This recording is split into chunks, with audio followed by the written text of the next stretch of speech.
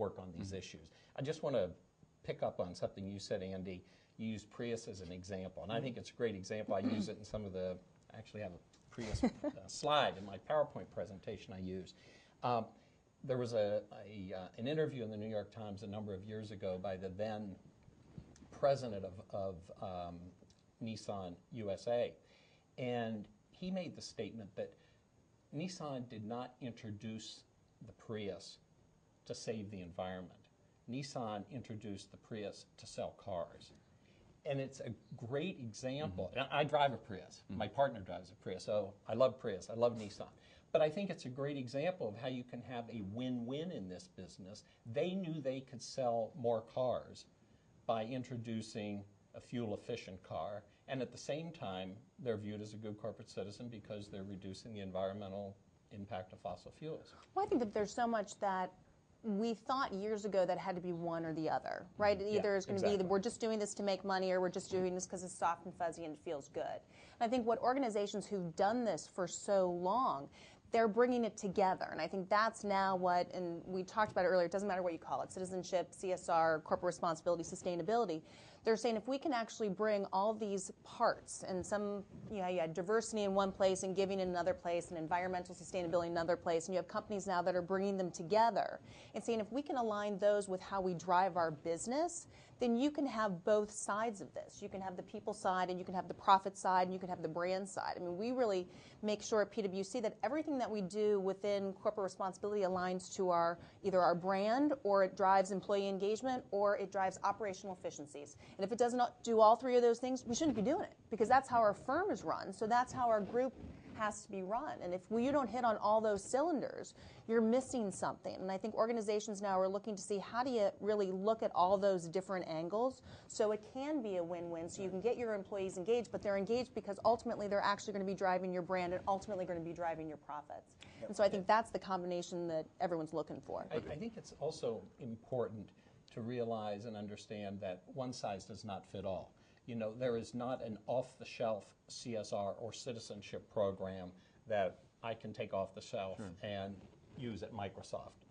We have a different business. Right, we're in absolutely. the IT sector. The issues that we work on need to be relevant to our business, and how we can make a difference in the world has to do with the use of technology, empowering young people, and that sort of. Those probably are not the same issues you would work on at PwC. No, and I mean, or we they have work to, on at Starbucks. you know, when you're looking at your people being your main business, we don't make anything. So for us, it's not about making a car or making a different kind of good. It's our people. They're the ones who are delivering our service. So they have to be an essential part in every single part of corporate responsibility, because getting them to actually take the action is what's going to make us better, not us just creating all these engineered solutions that we're going to pump money in so that we can make the lights go off or make the water turn off. If our employees do without us having to invest in that, then they're bought in, and then they're more engaged, and then, as you said, that leads to higher quality work, higher quality deliverables, better client service, more satisfaction, higher retention. Let me ask a pointed question if I can. We did a piece about CSR, I want to say 10 years ago or so, in The Economist. We had a simple 4-part matrix where there are things that will make money and lose money, and there are things that are good for the world and bad for the world. So logically, 4 possibilities. Things that are good for the world and make money, every company should be doing, and it's just called good business, i.e. treating your employees well, for example. There are things that are bad for the business and many losers. Nobody should be doing those things. Hopefully, very few companies do. Where it maybe gets a little complicated is those things that might lose you money but are unquestionably good for the world. Are there any practices that are in that bucket that we're still, that you just know that it's a money loser short and medium term, but that all companies should be nonetheless undertaking? Yes, it's called philanthropy. Right. I mean, when companies give away money, whether it's through their employees or through their foundations, that's giving away money. For me, the idea of sustainability is figuring out ways to make money by doing the right thing.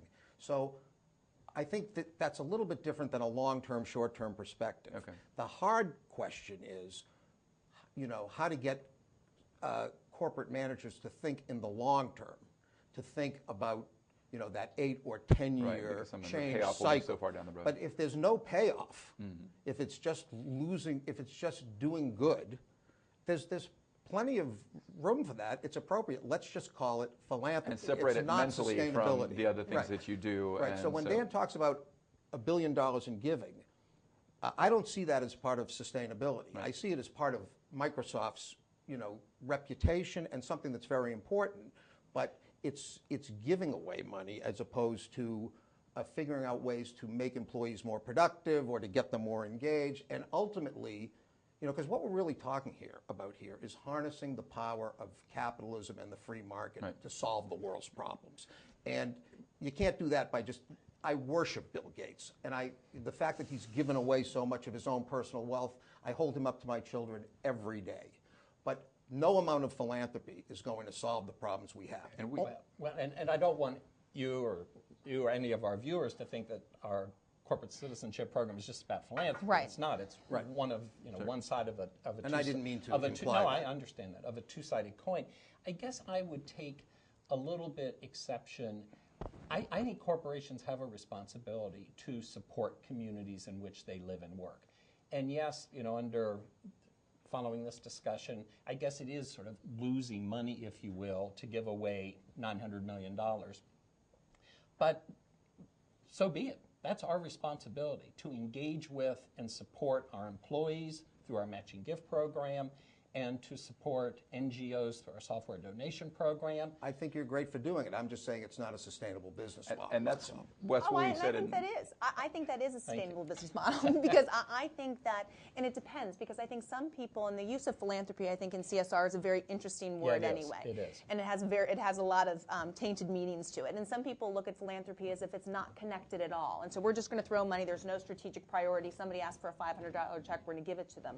I think a lot of corporations now are really focused on how can that $900 million or how can what we give away be a strategic part of our business. So if our strategic part of our business is actually ensuring that there's a future talent pool that's out there that can come to work for business, then putting $160 million in which that is exactly is what we're philanthropy, doing. right? And that's exactly what you're Let's doing. call it strategic philanthropy. There you go. Okay. Now I'm happy. Okay, let's call it strategic. But a lot of companies... But there's a pure form of philanthropy where you expect no return whatsoever, but it's just the right thing to do. I think we all agree that that's a good thing to Disaster do. I think relief, Andy for and I example. would agree, as we put it in the Economist, that's not core to the business. The business's job is to make money for the business. So anything that will achieve that objective is business.